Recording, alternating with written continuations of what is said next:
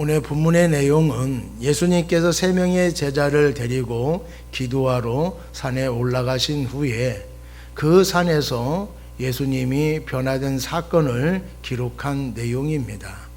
예수님께서 데리고 간 세 명의 제자는 베드로와 요한과 야고보이고, 변화된 내용은 예수님의 용모가 변화된 것입니다. 예수님의 얼굴에 광채가 났고 옷이 눈이 부실 정도로 광채가 났습니다. 그리고 용모가 변화된 예수님과 모세와 엘리야가 예수님의 죽음에 대해서 대화를 나누었습니다.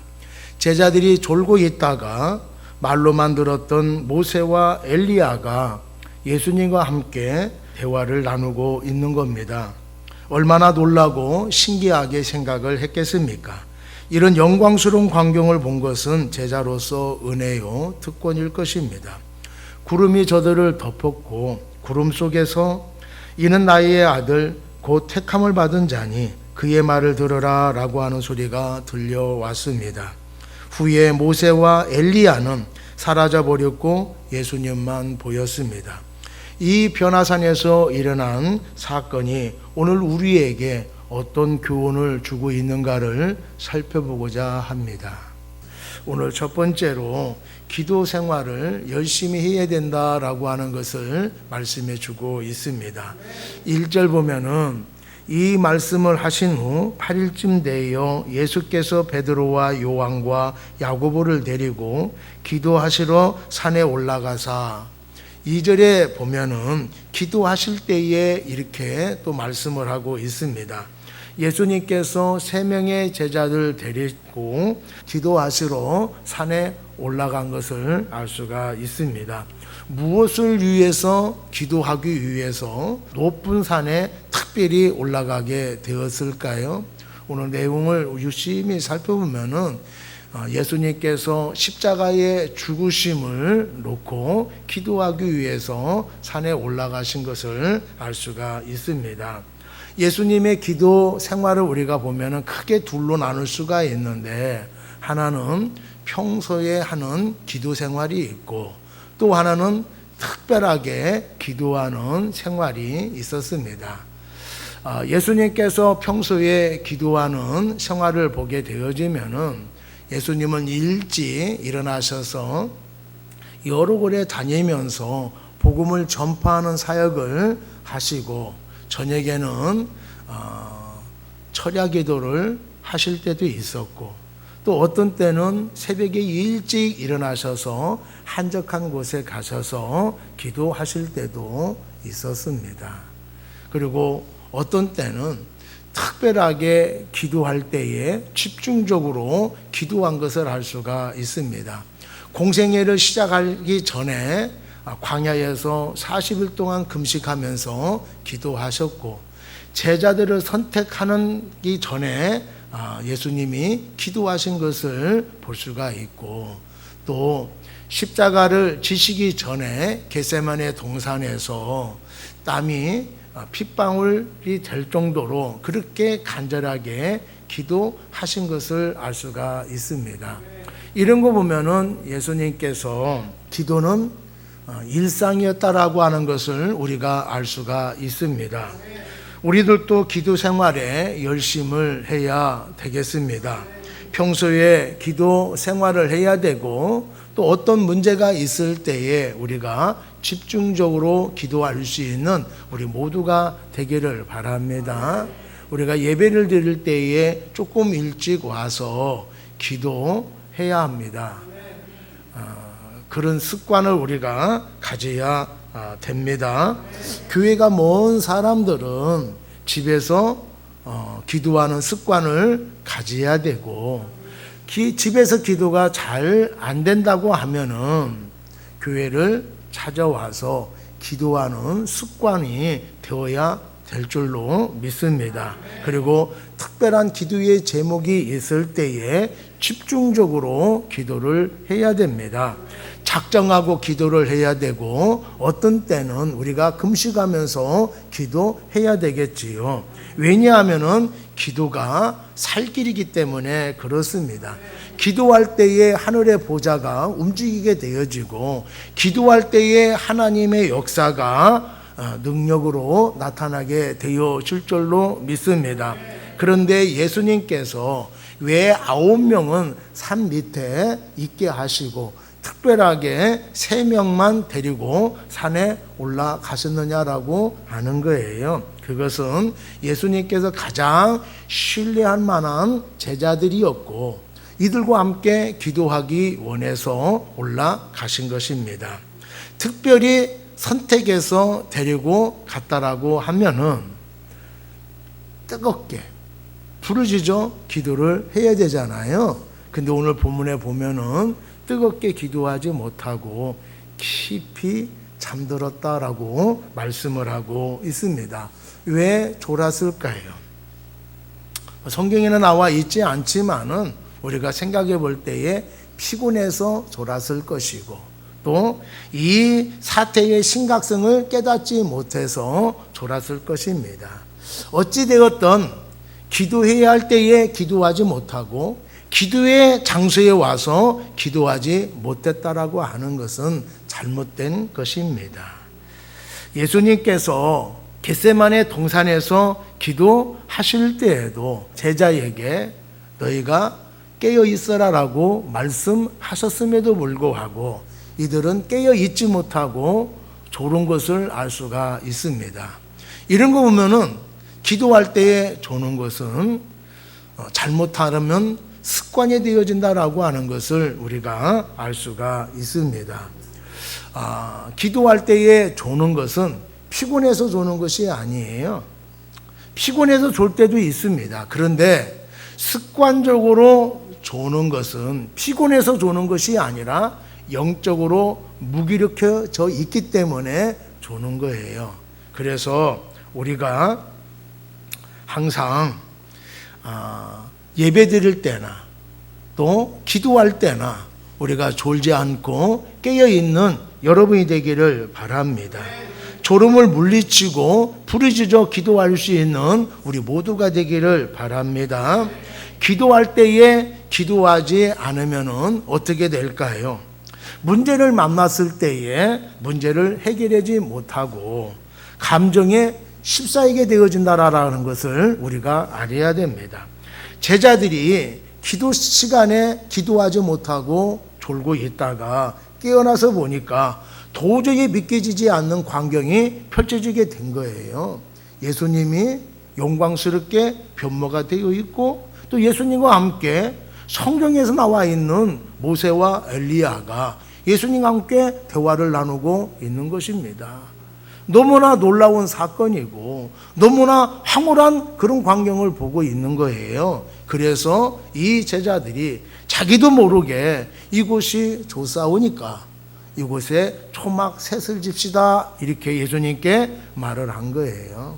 알고 이야기한 것이 아니라 너무 감정에 치우쳐서 자신들이 무슨 말을 하는지도 모르고 지금 말을 하고 있다라고 하는 것입니다. 여러분, 우리가 살다 보면은 좋은 일이 있을 수도 있고 나쁜 일도 생길 수도 있고 신비한 것을 경험할 수도 있습니다. 이럴 때에 감정에 치우치게 되어지면은 이해되지 않는 행동을 하게 되거나 또 말도 안 되는 소리를 할 수도 있는 것입니다. 신앙생활은 감정에 따라 상황에 따라서 하는 것이 아닙니다. 믿음대로 하는 것이 신앙생활입니다. 누가 감정과 또 상황에 치우치게 됩니까? 기도하지 않는 사람이에요. 기도하지 않으면 감정에 휘둘리게 되어지고 사람들이 하는 대로 따르게 되어지는 것입니다. 평소에 열심히 신앙생활 하는 것 같은데 어떤 사건을 생기면은 이겨내지 못하는 사람이 있습니다. 감정적으로 처리하는 사람이 있어요. 그런 사람이 아니라고 생각을 했는데 의외의 반응과 행동을 하는 걸 보면서 놀라게 되어지지요. 그렇게까지 할 필요가 없는데 그렇게 행동하는 것이 이해가 안 될 때가 있습니다. 그런데 기도하는 사람은 어떤 상황에 처해 있든지 흔들리지 않고 감정적으로 처리하지 아니하고 침착하게 믿음으로 대처해 나가는 것을 볼 수가 있습니다. 오늘 이 본문의 내용을 통해서 내 기도 생활을 점검해 볼 수 있는 여러분이 되기를 바랍니다. 지금 우리의 기도의 생활이 졸고 있는 것은 아닙니까? 주님이 깨어 있기를 바라고 있는데 피곤하다고 좋지 않은 상황에 처해 있다고 핑계대면서 기도의 잠을 자고 있지는 않습니까? 세상의 즐거움에 빠져 있어서 기도의 줄을 놓고 있지는 않습니까? 잠자고 있는 우리의 기도의 생활을 깨어날 수 있는 우리 모두가 되기를 바랍니다. 느슨해진 기도의 줄을 움켜잡을 수 있는 우리가 되기를 바랍니다. 기도하기를 쉬는 죄를 범하지 않는 우리가 되기를 바랍니다. 기도는 예수님의 사역의 능력의 원천이었어요.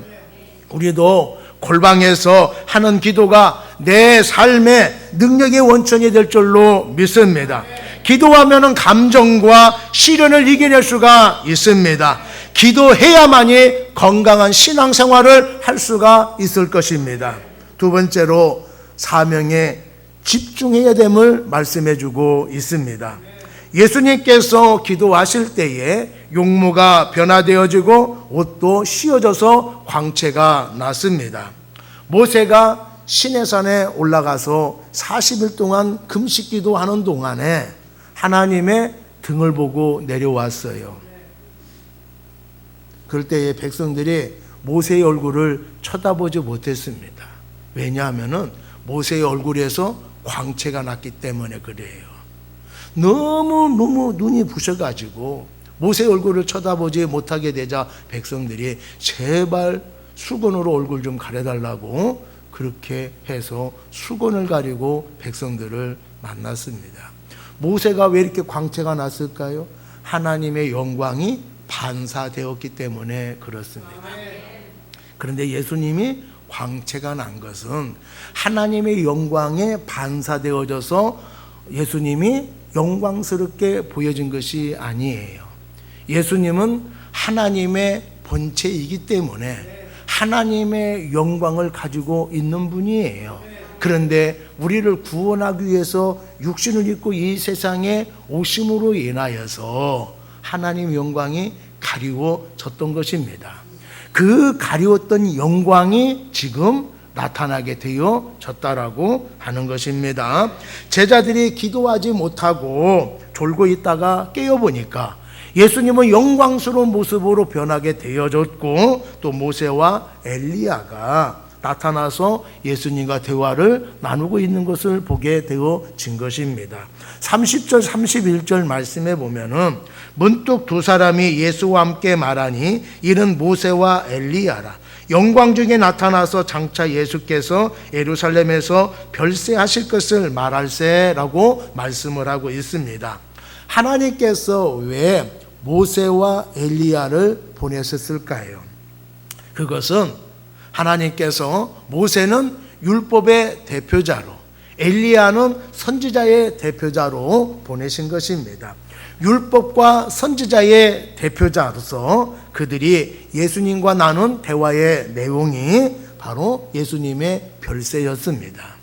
여기 별세라고 하는 단어는 엑소도스라고 하는 단어를 번역한 말인데 나감, 출발이라고 하는 뜻으로서 죽음을 의미하는 것입니다. 이것은 이스라엘 백성들이 애굽에서 나온 것, 또 출애굽한 사건과 같은 의미를 담고 있습니다. 이스라엘 백성들은 6월절 어린 양의 죽음으로 인하여서 애굽에서 해방되어 나왔습니다. 그것과 마찬가지로 예수님께서 죄인들을 죄와 사망에서 구출하기 위해서 대속물로 죽는 것입니다. 예수님이 십자가에 죽으심으로써 율법이 완성이 되어지고 선지자의 예언이 성취되어진 것입니다. 그래서 예수님께서 십자가에 돌아가시면서 마지막에 다 이루었다라고 외치면서 숨을 거두신 것입니다. 많은 사람들이 이 변화사의 산에서 예수님의 변형된 거에서 많은 관심을 갖고 있는데 예수님이 영광스럽게 변화된 것보다 더 중요한 게 뭐냐면은 예수님의 죽으심이에요. 별세입니다. 예수님은 하나님의 아들이신 자신이 얼마나 위대하고 얼마나 영광스러운가를 보여주시기 위해서 이 세상에 오신 것이 아닙니다. 이 세상에 왜 오셨어요? 죽으시기 위해서 오셨잖아요. 어떤 죽음입니까? 흉측하고 참혹한 처참한 십자가를 지기 위해서 이 세상에 오신 것입니다. 예수님께서는 자신의 몸을 희생제사로 바침으로써 죄인들을 죄와 사망에서 구원받게 하신 거예요. 예수님이 모세와 엘리야와 대화를 나누는 걸 통해서 예수님께서 하나님의 뜻을 이루고자 하시는 모습을 우리는 볼 수가 있습니다. 어떻게 하면 하나님의 구속사역을 감당할 수 있을까? 어떻게 하면 하나님을 기쁘시게 할 수 있을까라고 하는 예수님의 모습을 읽을 수가 있는 것입니다. 다시 말하면은 예수님은 하나님께서 맡겨주는 사역에 집중하고 있는 모습을 우리에게 보여주고 있는 것입니다. 예수님께서 이 세상에 사실 때에 한 번도 자기의 이익이나 영광을 위해서 사신 적이 없어요. 예수님은 오로지 하나님을 전파했고 하나님 나라의 복음을 전파했고 오직 하나님의 영광을 위해서 사신 것을 알 수가 있습니다.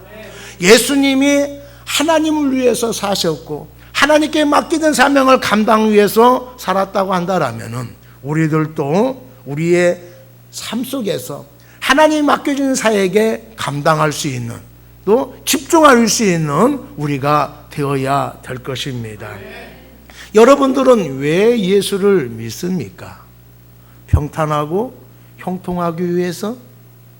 아니면 능력받기 위해서? 아니면은 신비한 체험을 하기 위해서 예수를 믿습니까? 이것이 필요하기 때문에 우리가 예수를 믿습니까? 만약에 이것이 필요하다라고 한다라면은 우리의 삶의 터전에서 하나님의 영광을 나타내기 위해서 사용이 되어져야 됩니다. 우리가 예수를 믿는 것은 이 세상 사람들에게 예수 믿는 사람이 얼마나 복되다라고 하는 것을 보여줘야 되는 거예요. 이것이 예수 믿는 사람들의 모든 사명이라고 하는 것을 우리가 기억을 해야 됩니다. 사명을 감당하기 위해서는 나를 죽여야 되고 죄를 죽여야 됩니다. 그래야 사명을 감당할 수가 있고 하나님의 뜻을 이루는 사람이 되어줄 줄로 믿습니다. 하나님께서 복을 주셔서 물질의 여유를 갖고 있는 권사님이 있었습니다. 섬기는 교회가 삼가교회인데 이 교회가 부흥이 되어져서 한 30평 정도의 교회에 있는데 부흥이 돼서 큰 홀이 필요했어요. 그런데 그 같은 층에 한 100평 정도의 상가가 매물로 나왔습니다. 목사님이 그거를 해보려고 이렇게 알아보는 도중에 이 권사님이 목사님 그거 같이 구입합시다 이렇게 해서 같이 구입을 하려고 했어요. 그런데 이 권사님이 단독적으로 계약을 해버리는 거예요. 아니 권사님 이러면 어떻게 돼요? 그랬더니 아이 목사님 다른 사람도 아니고 응? 내가 계약을 하는데 왜 그러세요? 걱정하지 마세요. 이런 거예요. 이 목사님도 다른 분이 아니고 우리 교인이 계약을 했으니까 이제 이사 가지 않고 이곳에 목회를 이제 할 수 있겠구나라고 해서 그렇게 생각을 했습니다. 그래서 계약을 해가지고 그 상가로 이사를 한 거예요. 계약건이 끝났습니다. 이 권사님이 세를 배로 올린 거예요. 그러니까 목사님이 아니 너무 많이 달라고 하면 어떻게 하냐고. 그러니까 이 권사님이 하는 얘기가 비싸면 나가세요. 들어올 사람 많으니까. 이러는 거예요. 교인과 싸울 수가 없잖아요. 그래서 이 목사님이 다른 지역을 알아보니까 너무 비싸고 또 갈 만한 것도 없고 그랬어요. 그래서 어떻게 합니까? 가서 권사님한테 사정사정 해야지. 권사님 좀 깎아주세요. 좀 깎아주세요. 막무가내예요. 그래서 딸한테 가가지고 좀 얘기 좀 해달라고. 너무 비싸게 달라고 하는데 형평성에 이게 조금 다른 지역하고 맞게 이렇게 받아야 되지 않겠느냐고. 그래서 얘기를 하니까 딸 얘기도 안 듣는 거예요. 그래서 몇 번 찾아가갖고 조금 깎아가지고 계약을 했습니다. 이분이 아주 건강한 분이었어요. 근데 1년 후에 갑작스럽게 세상을 떠났습니다. 권사님이 목사님이 얘기하기 전에 배려하고 헌신하면은 교회의 덕도 쌓고 하나님의 영광이 나타나게 되어지잖아요. 복을 받으면 뭐합니까? 이기적인데. 복을 받으면 뭐예요? 자기밖에 모르는데. 헌신할 줄도 모르고 배려할 줄도 모르는데 이런 복은 복이 아닙니다.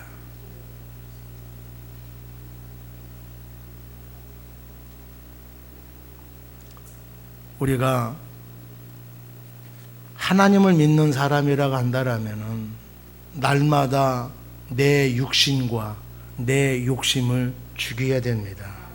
그래야 하나님의 뜻에 순종할 수 있고 하나님의 영광을 나타내는 삶을 살 수가 있는 것입니다.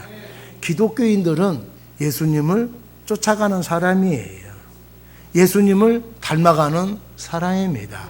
그렇다면은 우리의 삶 속에서 예수님의 빛이 나타나야 되고 내 내면에서 예수님의 성품이 나타나야 되고 나의 삶 속에서 예수님의 능력이 나타나는 삶을 살아야 될 것입니다.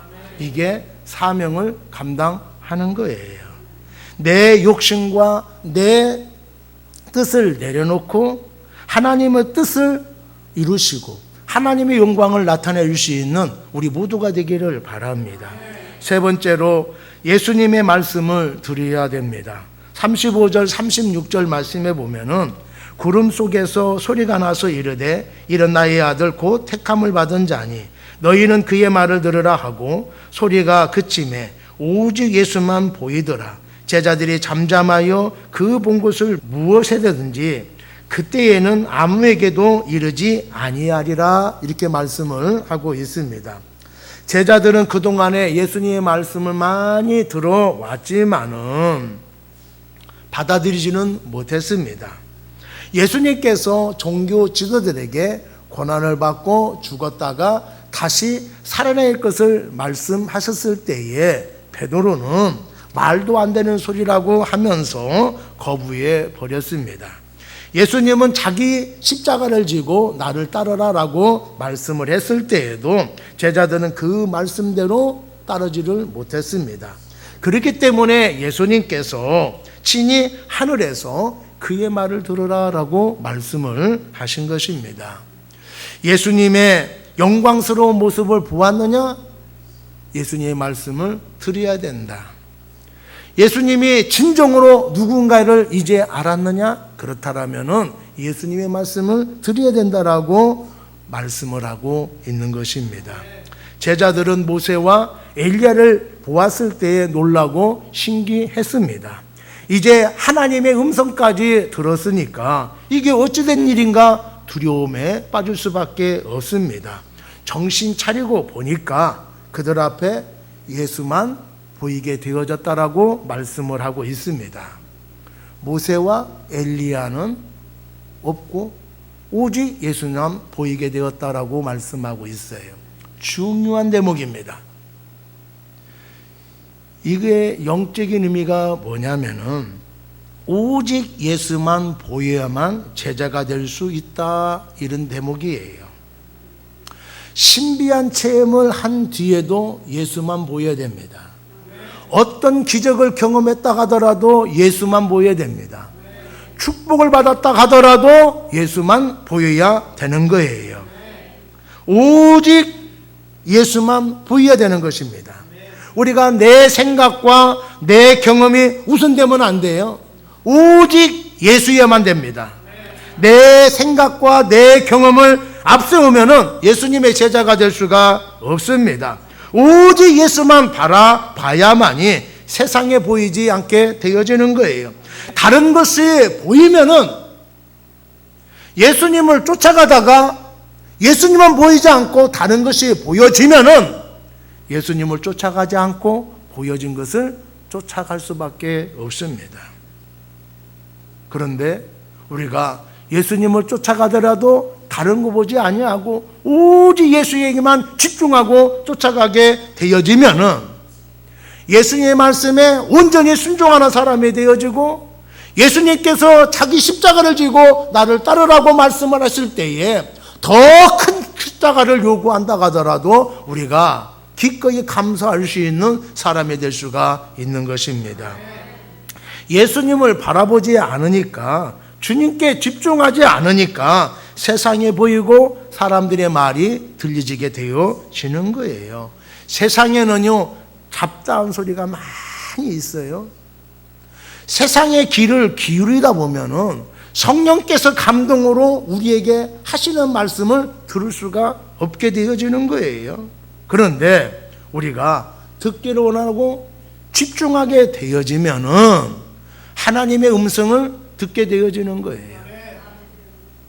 우리의 마음이 닫히고 우리의 귀를 닫고 있기 때문에 우리와 같은 하나님의 소리를 들을 수가 없는 것입니다. 그런데 내 마음을 열고 내 귀를 열으면은 세미한 하나님의 음성, 아주 작은 속삭이는 하나님의 음성도 들려지게 되어지는 거예요. 사랑하는 여러분, 우리가 귀를 열고 나에게 하신 하나님의 말씀을 들을 수 있는 여러분이 되기를 바랍니다. 우리 모든 사람들은 하나님의 음성을 들어야 돼요. 왜냐하면은 하나님의 그 말씀이 나를 살리고 그 말씀이 나를 평탄한 길로, 형통한 길로 인도하여 주시기 때문입니다. 그래서 말씀을 잘 들어야 됩니다. 어떤 엄마가 안방에서 거실을 향하여서 TV를 끄고 잘 준비해라, 이렇게 이야기를 했습니다. 아이가 알았어요 대답을 했습니다. 그런데 말만 알았다라고 얘기했지 TV를 끌 생각도 하지 않고 자기 방으로 갈 생각도 하지 않고 있습니다. 조금 후에 엄마가 더 큰 소리로 내 말 들리니? 이랬어요. 알았어요 라고 미리 이야기했잖아요. 응? 그래서 그랬습니다. 엄마가 내 말 들리니? 라고 하는 것은 엄마의 목소리가 들리니? 라고 하는 얘기가 아니라 엄마가 하는 말의 의도를 또 알아들었느냐? 이거예요. 응? 근데 얘는 응만 했지 행동으로 옮기지 않고 있잖아요. 가만히 있잖아요. 그럼 엄마가 다음에 할 말은 뻔한 것입니다. 당장 TV 끄고 네 방으로 가지 못해, 이거지요. 우리가 들었다라고 하는 말은 막연히 듣는 것을 얘기하는 것이 아니라 그 메시지의 내용을 알아들었느냐, 그거예요. 우리가 알아들었다 한다라면은, 깨달았다 한다라면은 우리가 행동으로 옮겨지게 되어지는 것입니다. 그러니까 우리가 들었다라고 하는 것은 그 말대로 행동으로 옮겨졌을 때에 들었다라고 하는 것인 거예요. 하나님께서 우리에게 말씀하시는 것도 똑같습니다. 내가 고개를 끄덕인다고 해서 하나님 말씀에 순종하는 것이 아니에요. 하나님의 말씀을 내가 듣고 깨닫고 행동으로 옮겨야만이 하나님의 말씀을 듣는 것이 되어지고 그 말씀에 순종하는 것이 되어진다라고 하는 것입니다. 그렇다면은 우리가 하나님의 어떤 음성을 우리가 드려야 될까요? 예수님의 말씀을 드려야 되겠지요? 선포된 말씀을 드려야 됩니다. 기록된 말씀을 통해서 나에게 주신 하나님의 말씀을 드려야 될 줄로 믿습니다. 그 말씀을 들어야 우리의 믿음이 생기게 되어지는 거예요. 믿고 순종할 때가 제자가 되어지는 것입니다. 주님을 사랑하는 것이 되는 것이에요. 믿고 순종할 때에 놀라운 역사가 일어나게 되어지는 것입니다. 우리가 하나님을 알기를 원한다고 하면은 무엇을 해야 됩니까?